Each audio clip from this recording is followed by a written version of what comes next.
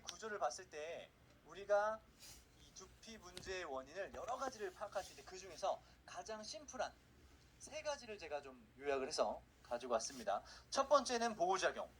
표피에서 제일 많이 이야기를 하는 게 이 보호작용입니다. 두 번째가 노화입니다. 그리고 세 번째가 영양 공급에 대한 부분인데요. 이 내용들을 하나하나 살펴보도록 해보겠습니다. 우리가 보호작용 중에서 표피를 이야기하겠습니다.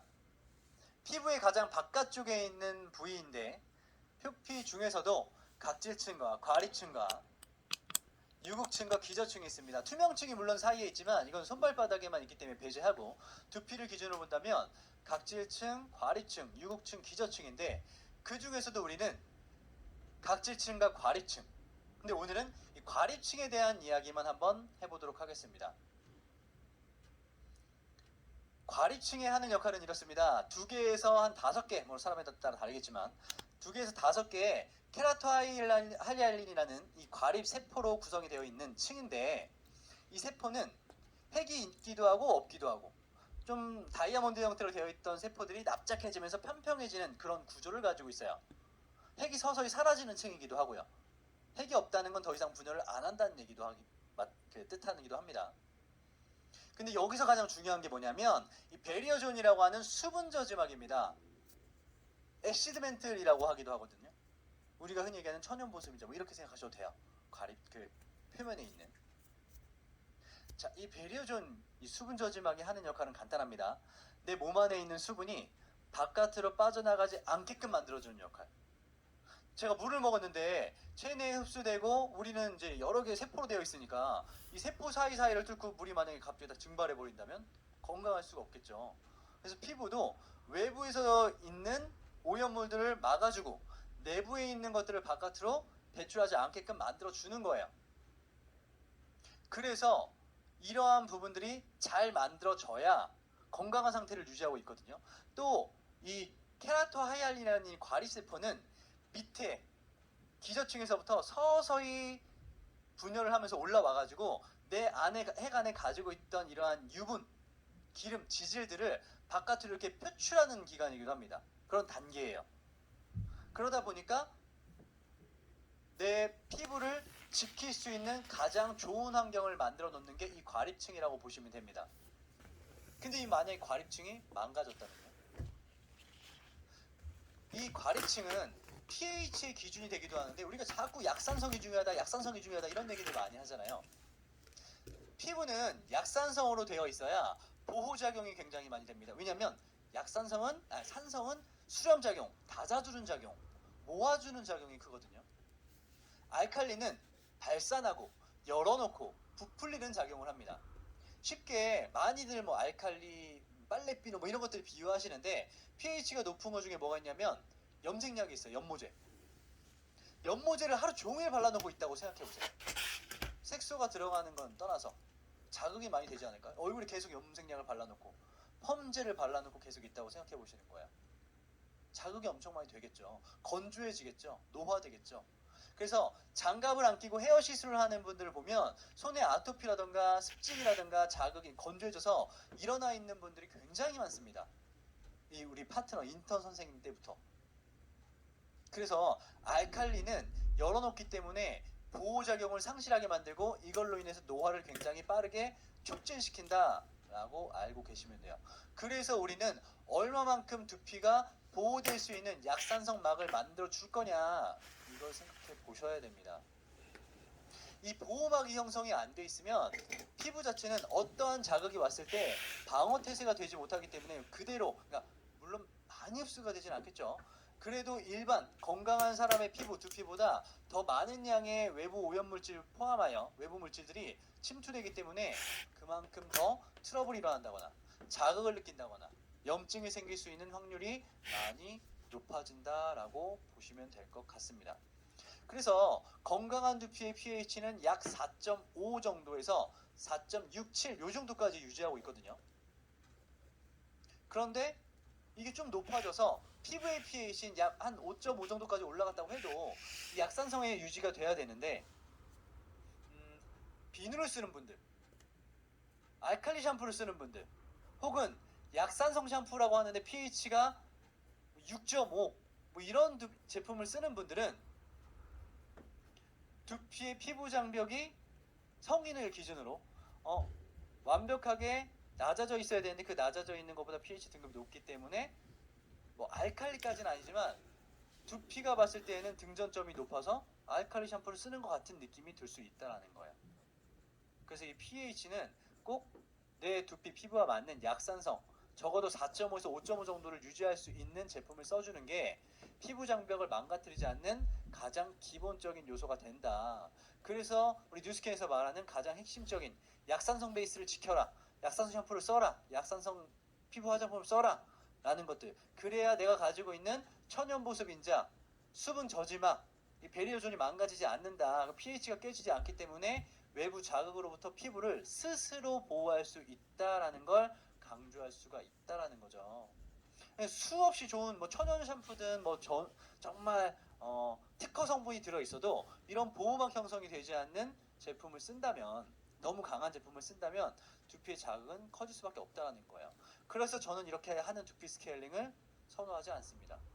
아직도 수많은 두피관리 센터에서 이렇게 스케일링을 하고 있고, 병원에서 혹은 이걸 교육하는 협회에서도 이렇게 스케일링제를 스티그나 면봉 같은 것들로 비비는 테크닉들을 쓰는 경우가 굉장히 많다라는 거예요. 물론 에어브러쉬를 쓰는 곳들도 있지만, 근데 여러분들 특히 여성분들 잘 한번 생각해 보세요. 제가 여성이라 가정했을 때 메이크업을 씁니다. 메이크업을 지우고 싶어요. 너무 오늘은 두껍게 화장을 한 거예요. 그래서 깨끗하게 좀 지우고 싶습니다. 그 지우고 싶을 때 이태리 타올로 빡빡 비비면서 지우시는 분 계신가요? 얼굴에? 그런 분들 많이 없을 거예요. 물론 한두 명 있을 수는 있지만 거의 없을 겁니다. 왜냐하면 자극이 되니까요. 자극이 된다는 건 그만큼 노화가 된다는 거고 건조해진다는 겁니다. 우리나라에서는 또 목욕탕 가서 때를 미는 분들 많잖아요. 세신한다 그러는데, 세신할 때 우리가 진짜 깨끗해지려고 목욕탕 가서 때를 밀었어요. 이틀 타올로. 그랬다고 가정해보자고요. 피부에. 근데 때를 밀고 나서 깨끗해지려고 미셨잖아요. 바디로션이 없는 겁니다. 나왔어요. 이렇게 좀 쌀쌀할 때 피부 어떻게 돼 있을까요? 깨끗해지려고 밀었는데 각질이 그대로 일어나 있지 않을까요? 그걸 보고서 나 깨끗이 때를 안 밀었나 봐, 다시 목욕탕 가야 되겠다고 때 미는 사람들은 바보 같은 거죠. 그냥 바디로션 바르지 않을까요? 바디 오일 바르지 않을까요? 보습이 그만큼 중요하다라는 겁니다. 우리가 아무리 고객님 두피를 아무리 소비자들에게 정말 깨끗하게 만들어야 됩니다라서 정말 깨끗하게 각질을 다 제거했어도 고객님이 보습 관리가 안 되면 이건 또 다른 각질들이 더 많이 일어날 수밖에 없는 환경을 만들어 준다라는 거예요. 표피는 스스로 박리작용을 합니다. 재생작용이라고도 하는데, 얘네가 위에서 제거를 하면 밑에서 어쩔 수 없이 또 많이 올라와야 돼요. 그런데 보습이 되어 있지 않으면 각질은 또다시 들뜨게 만들기 때문에 악순환을 반복할 수밖에 없다는 거죠. 그래서 저는 너무 강한 자극을 주면서 제거하는 걸 그렇게 선호하지 않습니다. 자, 두 번째, 조금 전에 말씀드린 과도한 자극은 이렇게 노화도 만들어내는데, 그런 자극으로 인한 혹은 이제 수분을 빼앗는 그 노화 말고도 콜라겐에 대한 부분을 말씀을 드려볼게요. 우리 머리카락이 존재하고 있는 부분은 진피층인데, 이 진피층의 90%를 차지하고 있는 게 콜라겐 단백질이라고 하는 수분 단백질입니다. 수분 단백질이에요. 그럼 이 수분 단백질은 수분이 많이 사라지면 문제가 되겠네요. 콜라겐을 이야기하면 어떤 게 가장 많이 떠오르세요? 라고 질문을 던졌을 때 가장 많이 얘기하시는 게 닭발, 뭐 돼지 껍데기 뭐 이런 것들 생각하시잖아요. 그런데 그런 닭발이든 돼지 껍데기든 닭발이나 돼지 껍데기를 그냥 상온에 딱 두면 약간 젤라틴화돼서 약간 말랑말랑한 느낌이 들죠. 콜라겐은 그런 수분이 많이 있는 상태에서 말랑말랑한 텐션이 좀 있어야 됩니다. 피부도 만져보면 어떤 사람들은 탄력이 있는 분이 있고 어떤 분은 되게 말랑말랑하고 탄력, 이게 텐션이 있는 분들 있잖아요. 물론 그게 지방도 느낌도 있지만, 자, 그래서 이 콜라겐을 기준으로 봤을 때 수분이 많이 사라지게 되면 머리카락을 가지고 있는 이 모낭에 있는 콜라겐이 위축이 되는 거예요. 그러니까 수분이 없어서 약간 쪼그라든다, 가뭄 현상 일어나 있는 땅 같은 거 생각해 보셔도 되고요. 그러면 머리카락은 평생 자라고 있는 게 아니라 나고 빠지는 걸 반복을 할 텐데, 어쨌든 머리카락을 감싸주고 있는 주머니가 이 콜라겐이 경화돼서 딱딱해집니다. 좁아지는 거야. 텐션이 없어요. 이런 상태에서 머리카락이 빠지고 새로운 머리카락이 올라와야 되는데 경화되어 있고 텐션이 없다 보니까 집이 되게 좁은 거죠. 집이 좁아되어 있어서 다음 모발들이 나왔을 때 좀 더 성장을 하지 못하고 가늘어져 있는 상태에서 자라고 있다가 탈락하고 더 가늘어지는 현상을 초래할 수 있다는 겁니다. 이걸 두피 노화 현상으로 인한 탈모, 노화성 탈모, 경화된 문제로 인한 탈모를 예를 든다는 거예요. 그런데 우리는 제일 많이 이야기하는 게 있죠. 노화세포를 차단시켜줍니다. 이게 에이지락 기술이 있습니다. 이런 이야기 많이 하잖아요. 에이지락이 노화를 멈춰줄 수 있습니다. 거기에 갈바닉이라는 도구를 활용해서 어쨌든 근막 이완을 시켜주고 부드럽게 풀어주고 뭉친 근육들을 이완시켜주면서 딱딱해진 콜라겐이 너무나도 뭐랄까 더 노화되지 않게끔 이렇게 만들어주잖아요. 두피를 만져보면 두피가 안 좋은 사람들의 두피를 손을 대보면 굉장히 피부 조직이 얇아져 있고 딱딱해져 있는 걸 느낄 수 있거든요. 이런 것들을 단시간에는 회복할 수는 없지만 우리는 미리 예방 차원 혹은 이제 장기간 봐서 부드럽게 풀어주는 그러한 관리들을 하고 있다라는 겁니다.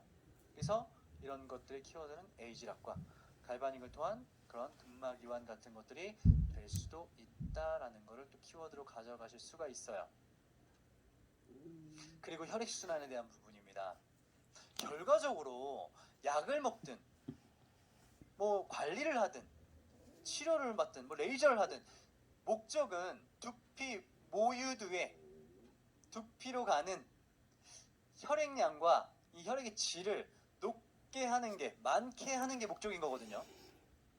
그래서 대표적으로 뭐가 있냐면 우리 바르는 탈모 치료제 중에서 미녹시딜이라는 제품이 있어요. 미녹시딜이라고 하는 제품은 원래 혈관 확장제, 고혈압 치료제였습니다. 먹는 영양제였는데 부작용으로 털이 나기 시작해서 이거를 바르는 외용제로 만든 거예요.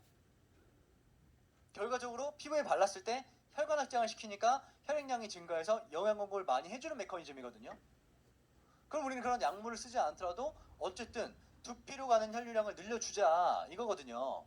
이게 안 되면 모유두로 가는 이 모유두 주변의 혈관들이 수축되거나 감소되거나 하는 문제들이 생길 수 있고, 이런 것들 모유두가 쇠퇴되고 결과적으로 이게 모발 성장에 저해를 가지니 이걸 역순으로 만들어 가지고 모발 주변에 영양 공급을 많이 해줄 수만 있다면, 그러면 적어도 안 했을 때보다는 영양 공급이 더 많이 될 수 있다라는 거거든요. 근데 우리의 자세를 보면, 우리의 생활 습관을 보면 혈액순환이 잘 되는 습관이나 자세가 아니잖아요. 식습관도 마찬가지고. 그래서 우리는 셀프가 됐든 아니면 뭐 남이 뭐 타인이 해주든 두피로 가는 채널을 최대한 많이 확보하자. 뭉친 근육, 어깨, 목 있는 데의 근육을 많이 풀어주고 두피가 딱딱해지고 경직되어 있으니 이걸 갈바닉이라는 도구를 활용해서 굉장히 많이 풀어주자 라는 메커니즘이거든요. 그리고 그렇게 됐을 때 실질적으로 제품을 도포하고 영향을 줬을 때 좀 더 흡수가 잘 된다라는 그러한 메커니즘으로 이야기를 할 수 있다는 거예요. 이거는 꼭 뉴스킨이 아니더라도 관리를 통해서 우리는 최대한 혈액순환을 많이 시킬 수 있습니다. 그래서 열감을 떨어뜨릴 거고 뭉친 근육을 이완시켜 줄 거고 두피로 가는 혈액량을 증가시켜 줄 겁니다. 그래서 약을 먹어서 그런 혈류량을 늘려주는 게 아니라, 약을 발라서 또 해주는 게 아니라 우리는 이런 것들이 부작용 없이 안전하게 꾸준히 할 수 있고, 또 하나는 이걸 굳이 병원이나 센터나 뭐 한의원이나 이런 곳에 갈 필요 없이 혼자 시간이 된다면 그냥 아침 저녁으로 잠깐만 시간 내어서 내가 이것만 꾸준히 반복할 수 있다면 거기서 일주일에 한두 번 가서 큰 비용을 내고 하는 것보다 훨씬 더 큰 시너지를 낼 수 있다 라는 것들을 어필해서 이야기할 수 있다는 거죠. 그래서 우리는 보호적인 측면과 관리를 통한 보호적인 측면, 그리고 노화를 막아주는 것, 나아가서 혈액량을 증가시켜가지고 많은 영양 공급을 해주는 것, 여기에 이제 혈액의 질을 좋게 해주려면 영양적인 가이드까지 같이 가준다면 효과적이겠죠. 근데 두피 관리를 지금은 이론을 저희가 알았지만 이 접근하는 방법이 되게 중요하다고 했잖아요. 그래서 저는 두피 관리라는 표현 대신에 헤드스파라는 표현을 자꾸 반복적으로 쓰는 거고, 제가 지난번에 이 헤드스파의 개념을 알기 위해선 스파의 개념을 먼저 알고 오셔라라고 이야기를 했단 말이에요. 자, 두피 관리를 한번 볼게요. 두피 관리는 두피를 건강하게 하기 위해서 혹은 이 두피의 문제를 예방하기 위해서 주기적으로 관리를 하는 것을 두피 관리라고 해요. 그런데 이 두피 관리의 대상이 누구냐는 거죠. 문제가 있는 사람 아닐까요? 혹은 그 문제를 인식하고 있는 사람 아닌가요? 탈모가 있다던가 내가 각질 진짜 많다는 걸 인식하고 있는 사람들. 다행히도 요즘은 젊은 사람들이 좀 빠르게 나를 이제 관심을 가지고 외모지상주의가 되다 보니까 신경을 쓰고 있지만 그래도 타깃은 좁아질 수밖에 없다라는 겁니다. 좁혀질 수밖에 없다는 거죠. 왜냐하면 문제가 있어야, 그 니즈가 있어야만 가능한 거기 때문에요. 그런데 나를 만나는 모든 사람들이 나를 신뢰하고 있고 나한테 두피 고민을 털어놓고 있냐는 거예요. 그렇지 않기 때문에 두피 관리보다는 이 헤드스파라는 표현을 쓰는데, 헤드스파라고 하는 건 뭐냐면 정확하게 원래 스파라고 하는 뜻만 먼저 말씀드리면, 스파는 온천욕하는 거를 그냥 심플하게 온천욕하는 걸 말합니다. 근데 온천욕을 하면 요즘에 뭐 탕 가보면 히노키탕부터 시작해서 무슨 탕, 로즈탕, 무슨 탕 있어가지고 이거에 대한 효능 막 적어놓잖아요. 근데 그 탕에 들어갔다 오면 진짜 그 효능이 바로 느껴지시는 분 계신가요? 없죠. 두피 관리 한 번 했다고 해서 뾰루지가 바로 사라지나요? 갈바닉으로 엄청 관리했다고 해서 머리카락이 바로 올라오나요? 그건 아니잖아요. 그런데 일단 우리는 헤드스파를 이렇게 정의해 보겠습니다. 온천욕을 해서 바로 뭔가 피로가 머리카락이 온천욕을 했다고 해서 바로 뭔가 좋아지는, 피부가 좋아지고 아픈 게 사라지고 이런 건 아니지만 뭔가 피로가 풀리고 나른해지고 기분 전환되고 이런 것들은 있잖아요. 그래서 이걸 우리는 머리에 접목을 해서 좋은 제품, 고객님 두피에 건강해질 수 있는 제품과 물, 혹은 물이 아니더라도 여러 가지 이러한 기구들을 활용해서 두피를 쉬게 만들어주는 겁니다. 그런데 두피가 쉬면 두피 안쪽에는 뇌가 있기 때문에 뇌가 쉬는 것과 똑같은 거거든요. 그러니까 뇌가 쉰다는 건 몸 전체가 쉴 수 있다는 것과 또 일맥상통한 부분이 있습니다. 그래서 헤드스파라고 하는 건 어떤 분들이 받으면 좋냐라고 했을 때, 스트레스를 받는 분, 스트레스 안 받는 분 계세요? 꿀잠 주무시고 싶은 분, 그러니까 푹 자고 싶은 거죠. 딥슬립 하고 싶은 분들, 잠 푹 주무세요? 아침에 딱 일어나면 너무 꿀잠 잤어, 너무 개운해 하시는 분 계세요? 기분 전환, 요즘 같은 데는 더더욱 필요하죠. 기분 전환이라는 게 머리 맑아지고 싶고 가벼워지고 싶고, 눈도 마찬가지. 술 자주 드시는 분들, 몸이 좀 무거운 분들, 이런 분들이 받으면 일단 잠이 잘 오고 머리가 맑아지고 기분이 좋아지고 뭔가 피로가 회복되는 것 같고, 이러한 느낌적인 부분을 먼저 이야기한다라는 겁니다. 그러다 보니까 꼭 문제가 있는 사람들한테 이걸 접근할 필요가 없는 거야.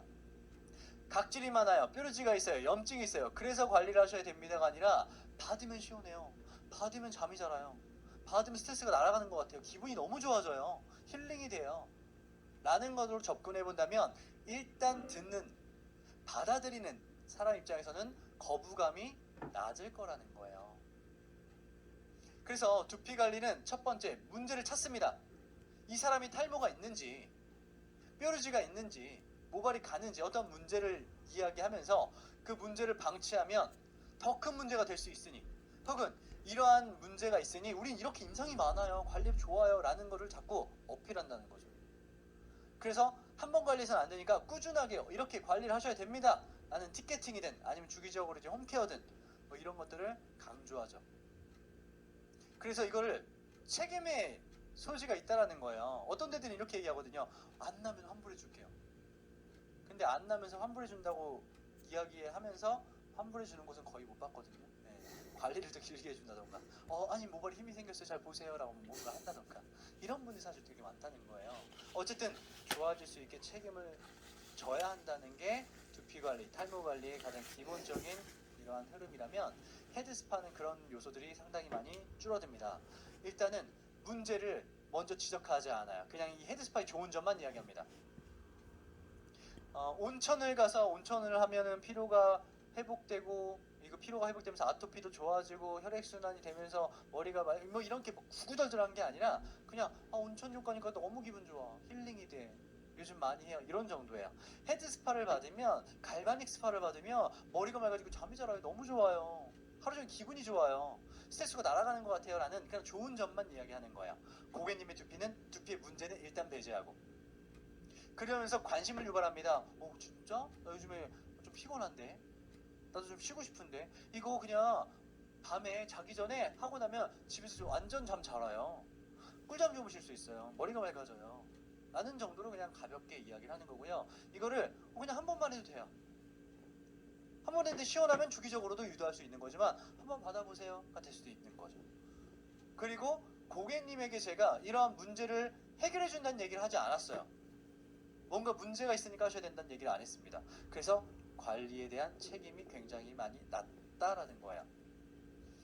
자, 그렇기 때문에 마지막으로 이 헤드스파의 접근법을 먼저 말씀드리면, 첫 번째는 세일즈가 아니라 마케팅입니다. 세일즈는 아시겠지만 지금 당장 문제가 있으니까 하셔야 돼요. 뭔가 판매를 하기 위한, 뭔가 성과를 내기 위한 액션이 많단 말이죠. 그랬을 때 고객님이 거주하면 저 같은 경우는 상처받아요. 근데 이건 상처받을 일이 없는 거예요. 그냥 내가 기분이 좋아지는 거니까. 맛집에 갔는데 여기 너무 맛있었어요 라고 얘기하는 건 똑같은 거예요. 헤드스파 같은데 너무 기분 좋아요. 라는 그냥 스토리텔링 혹은 내가 받아봤던 에피소드만 이야기하시면 됩니다. 그리고 고객님께서 혹은 이제 주위의 지인분들이 원래 하려고 했던 뭐 피부 관리가 될 수도 있고 건강 관리가 될 수도 있고 뭐 여러 가지 관심 있는 것들을 하면서 자연스럽게 체험 마케팅, 사이드적인 부분에서 크로스셀링이 되는 거거든요. 아주 가볍게. 그러면서 우리의 목적은 이거죠. 이 고객님들이 이거에 대한 니즈가 있느냐 없느냐. 니즈가 있다면 고객님이 먼저 얘기합니다. 이거 바디가 되게 좋던데? 시원하던데? 근데 나 요즘 머리카락이 많이 빠지는데, 근데 나 요즘에 간지러운데, 내 주위에 누구 있는데, 이거 받으면 좋아져요? 이거 받으면 괜찮아요? 이거 한다는 좀 괜찮던데? 무언가에 대한 부분이 생기면 그때 그 고민을 고객님이 먼저 얘기할 거라는 거예요. 고객님이 먼저 얘기했다는 건 저의 이야기에 경청한다는 얘기고요. 그랬을 때 내가 정확한 전문 지식이 조금만 갖춰져 있다면 그거에 대한 상담이 어렵지 않다라는 거죠. 자연스럽게 체험으로 이어질 거고, 관리를 통해서 나중에는 가볍게 접근했던 메뉴가 업셀링이 될 수 있다는 거죠. 주기적으로 관리하고 혼자 홈케어를 하고 주기적으로 소비를 하고 이걸 또 다른 누군가에게 소개할 수 있는 무언가가 될 수 있다라는 거예요. 그래서 이런 부분들은 물론 오늘 강의에서 정말 이 부분적인 것만 따와서 설명을 드렸지만, 우리가 이 시장 자체를 빨리 인지하고 시장을 단순하게 한 부위만 보면서 접근할 것이 아니라 다각도의 시선을 가지고 어떻게 하면 조금 고객님들에게 쉽게 다가갈 수 있고 부담스럽지 않게 얘기할 수 있고 이걸 자연스럽게 우리가 하는 커뮤니케이션에 녹아 들어갈 수 있을까, 상담에 녹여드릴 수 있을까, 그러면서 관심을 가지게 할 수 있을 것인가를 고민해 보시면 좋을 것 같다라는 거예요. 이런 부분만 잘 된다면 두피 관리를 우리가 하는 거, 두피 고객님을 확보하는 거, 또 소개를 받는 게 굉장히 어렵지만은 않을 거고, 그러면서 우리는 빨리 전문적인 지식 수준을 갖춰야 정말 문제가 있거나 많은 고객님들이 왔을 때 이런 것들을 상담해 줄 수 있고 가이드해 줄 수 있는 전문가로서의 역할을 해줄 수 있을 것이라는 겁니다. 자, 그래서 대화의 방법을 바꾸면 고객님들 관심이 오게끔 할 수 있다라는 겁니다. 그래서 이 헤드스파 시장, 두피관리 시장을 포함한 이 헤드스파 시장을 단순히 이제 그냥 탈모 관리 이런 것들만 보지 마시고 자연스럽게 쉼과 휴식과 힐링과 거기에 나아가서 기능적인 부분까지 같이 연계해 보신다면 이런 부분들의 시장을 굉장히 폭넓게 가져갈 수 있을 것 같다는 말씀을 드리고 있고, 또 제가 그렇게 많이 하고 있기 때문에 말씀을 드리는 것입니다. 자, 오늘 강의는 여기서 마치도록 하겠고요. 경청해 주셔서 감사합니다. 마치겠습니다.